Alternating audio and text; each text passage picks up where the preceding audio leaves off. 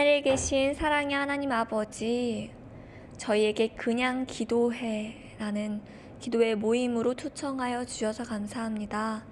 하나님, 저희의 심령을 정직하고 겸손하게 하여 주셔서 하나님께서 주시는 음성을 듣게 하여 주시고 주신 음성에 담대히 순종하는 믿음도 허락하여 주세요.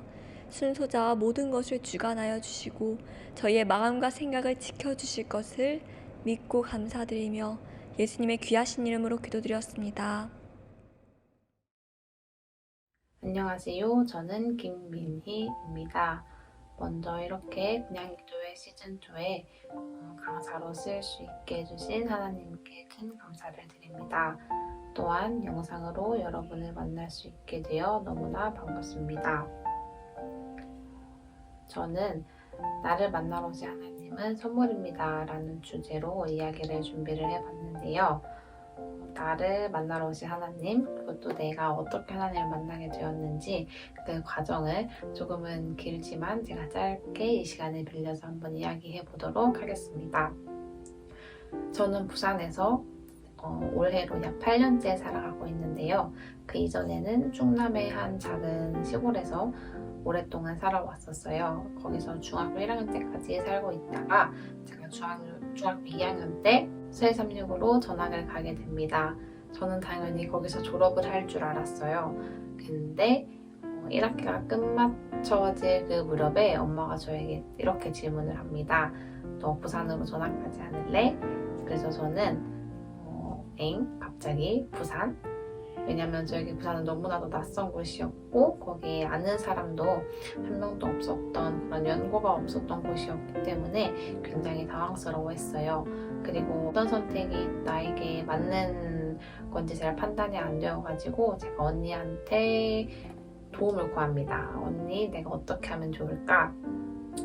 라고 도움을 구했는데 언니가 이렇게 말해주었어요.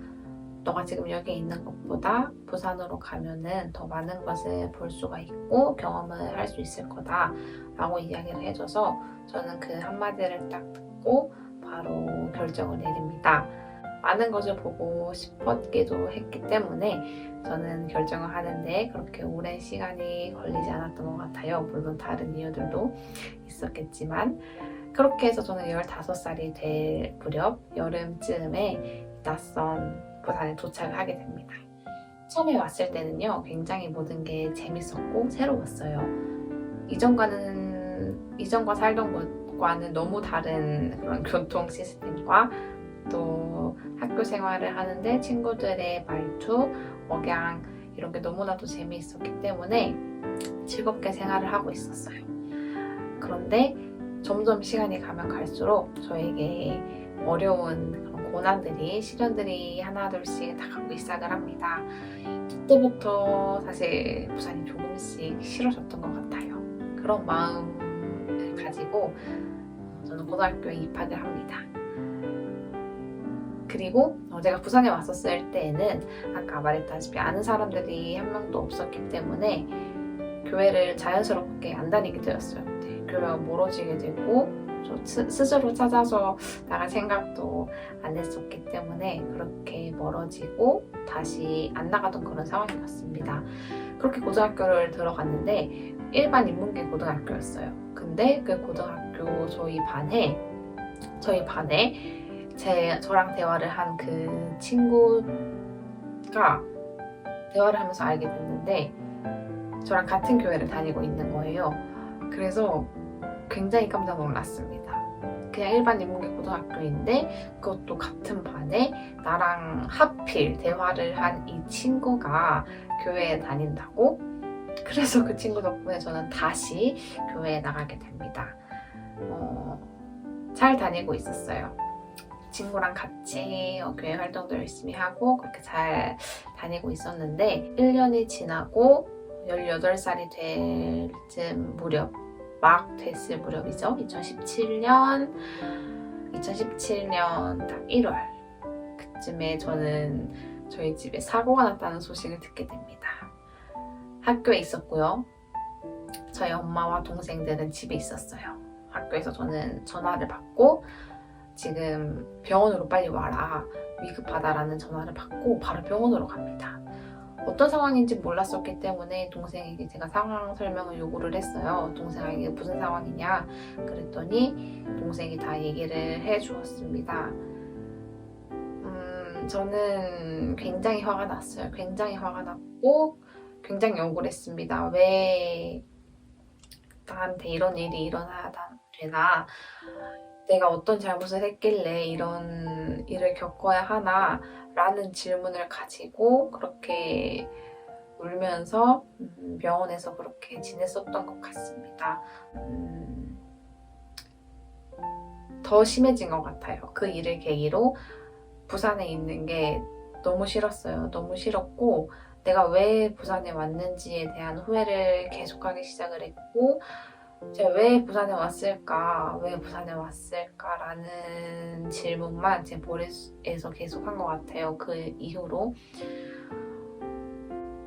그때부터 저는 아무런 그 생각 없이 약간 살았어요.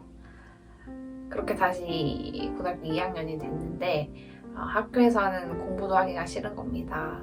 너무 힘들어서, 너무 고통스러워서 학교도 안 다닐까 생각을 했어요.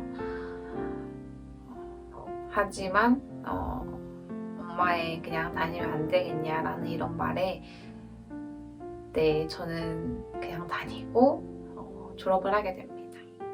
이렇게 졸업을 하게 돼요. 그리고 저의 목표는 단 한 가지였어요. 나는 무조건 부산을 벗어날 거다. 졸업을 하면 무조건 여기를 떠난다라는 이 마음가짐으로 공부를 했던 것 같습니다. 근데 저는 부산을 벗어나지를 못합니다. 인생 계획대로 되지 않던가요? 네, 저는 부산을 벗어나지 못하고 여기에서 계속 머무르게 됩니다. 그러던 어느 날, 그렇게 저는 20살이 되었고 그러던 어느 날 제가 어쩌다가 길거리에서 또 한 사람을 만나고 그 사람 때문에, 그 선생님 때문에 어떤 한 학원에 가서 성경 공부를 하기를 시작을 해요. 근데 그 성경 공부가 지금 생각해보면은 신천지인지 무엇을 하는 곳인지 아직도 잘 모르겠어요. 잘 모르겠는데 거기서 공부를 하게 되고 굉장히 재미를 느끼기 시작을 해요. 그때 처음으로 하나님을 알아가는 것에 대한 재미를 알게 된 것 같아요. 이게 옳은 방법인지 잘못된 방법인지는 잘 모르겠는데 그렇게 해서 저는 하나님을 알아가는 재미를 그때 느끼게 되고 저는 혼자 의문에 다시 빠집니다. 교회를 다니고 있는데 내가 지금 이렇게 다른 외부에서 공부를 하고 있는 게 맞을까? 과연 이게 맞는 걸까? 나는 왜 여기서 이러고 있나라는 생각이 갑자기 들기 시작을 합니다. 그래서 그만둬요. 네. 거기에서 연락을 지내던 선생님과 모든 연락을 끊고 그곳을 나오게 됩니다. 그곳을 나오고 나서 얼마 안 있게 되고 영남액트 임원으로서 봉사활동을 하기 시작을 해요. 그때부터가 이제 진짜 시작인 것 같아요. 제가 하나님을 만나게 된 진정한 시기가 그때인 것 같아요. 봉사를 하고 임원 활동을 하고 이전에는 없었던 내가 살고 있는 이런 동네에서 캠퍼스 모임을 새로 만들기도 하고 교회 이런저런 여러 가지 활동들을 하면서 그 과정 속에서 나는 하나님을 만나게 됩니다. 하나님의 능력을 맛보게 되고요. 하나님이 나랑 함께 하고 있다는 사실을 제가 깨닫게 되죠.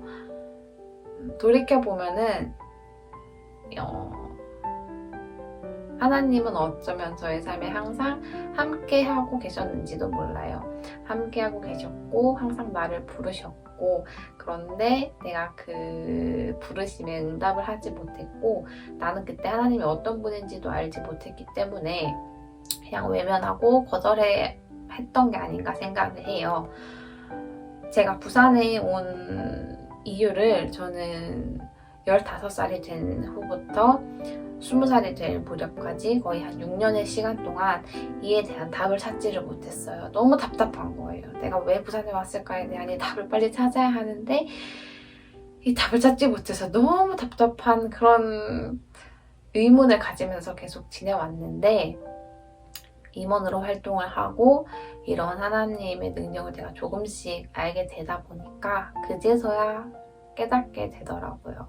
아, 내가 부산에 온 이유는 이렇게 하나님의 사업을 하기 위해 왔고, 하나님의 일꾼이 되어서 봉사를 하려고 이곳에 왔구나를 알게 되었어요. 그렇게 알게 되고 나니까 이전에 안 풀렸었던 그 문제에 대한 답이 나오게 된 거잖아요. 정말 감사했어요. 정말 감사했고 소름이 돋았어요. 진짜. 아, 내가 이래서 부산에 왔구나. 바로 납득이 되더라고요. 바로 납득이 되어서 이 모든 것이 다 하나님의 계획이었구나. 그리고 이런 과정들, 내가 힘든 일을 겪고 이렇게 자라나는 과정들을 통해서 하나님을 경험을 하는 더 큰 기쁨을 누릴 수 있게 해주었구나.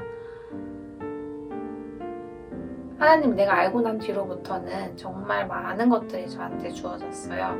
이번 연도만 해도 제가 받은 선물들이 몇 개인지 몰라요. 정말 많은 것들을 제가 받았는데 이렇게 받으면 되나 싶을 정도로 제 기준에서는 많이 받았다고 생각을 해요.